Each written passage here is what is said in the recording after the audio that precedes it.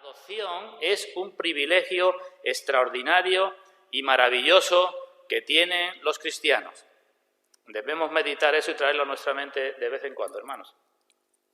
Un privilegio enorme y maravilloso, sobre todo si pensamos en algunos aspectos en relación con otras cosas. Por ejemplo, en cómo es la relación de Dios con el resto de la humanidad, en cómo fue la relación de Dios con su pueblo elegido y querido, y en cómo es o cómo era nuestra propia condición antes de que Dios nos adoptara como hijos. De esas cosas hemos hablado muchas veces y solamente las voy a pasar rápidamente, pero quiero enumerarlas al menos para que veamos el privilegio que se nos ha concedido. ¿Cuál es la relación de Dios con toda la humanidad? Pues la Biblia dice, en un sentido, todas las personas son hijos de Dios en cuanto que son criaturas de Dios, pero no son adoptadas como hijos o como hijas por Dios. Eso es lo que nos dice la Escritura. La existencia natural de toda persona, Dios es el que da la existencia, Dios tiene todo el derecho sobre cualquier persona, pero esa existencia natural se debe a la bondad de Dios. En cambio, la existencia espiritual de la persona creyente se debe a la gracia y a la misericordia de Dios. Así que hay una diferencia enorme entre los que son creyentes y los que no son creyentes. El Evangelio de Juan dice claramente, a los suyos vino y los suyos no le recibieron, mas a todos los que le recibieron, a los que creen en su nombre, les dio potestad, les dio el derecho, les dio la facultad de ser hechos hijos de Dios. A todos los que le recibieron, a todos los que creen en su nombre. Y el evangelista sigue diciendo, para que no haya error en cuanto a eso de creer o recibir, dice, los cuales no son engendrados de carne, ni de sangre, ni de voluntad de varón, sino de Dios. Así que Dios adopta, porque Dios da una nueva existencia, porque Dios engendra a sus hijos. Una diferencia esencial en cuanto a sus hijos y el resto de la humanidad. En cuanto a su pueblo en la antigüedad, ¿era el pueblo de Israel el pueblo querido por Dios? Claro que sí. Incluso Dios le dijo a Moisés, ve a Faraón y dile, deja salir a Israel mi hijo, mi primogénito. Dios decía, el que os toca, toca a la niña de mis ojos. El pueblo de Israel para Dios era un pueblo elegido entre todos los pueblos.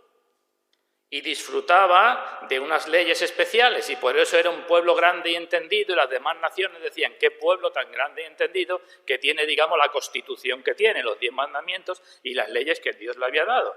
Era el pueblo de Dios y el Señor Jesucristo incluso en el Nuevo Testamento sigue hablando de los hijos del reino.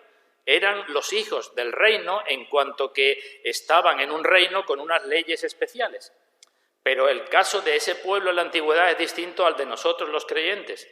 Nosotros, dice el Nuevo Testamento, somos ahora la congregación de los primogénitos cuyos nombres están inscritos en los cielos. Aquel pueblo era su primogénito.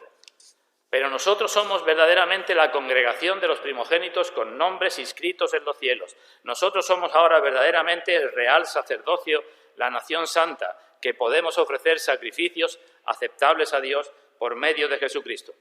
La mayoría de aquel pueblo tan querido no entró en Canaán, como sabemos, ¿verdad? Pero todos los que son adoptados como hijos de Dios, todos son herederos de salvación, nos dice la Escritura. Aquel pueblo tenía la equivocación y todavía en el día de hoy los judíos de raza siguen teniendo ese error en que como fueran el pueblo elegido de Dios, pues ya estaba todo bien con ellos. Mientras que la Biblia nos dice que solamente son de Dios los que son de la fe de Abraham, no por ser descendientes de Abraham, sino por ser de la fe de Abraham. Así que un gran privilegio en cuanto al resto del mundo y un gran privilegio incluso por encima del pueblo elegido de Dios. Y si nos fijamos en nuestra condición, ¿qué vamos a decir? Que hubiera en ella para que Dios nos adoptara, ¿verdad?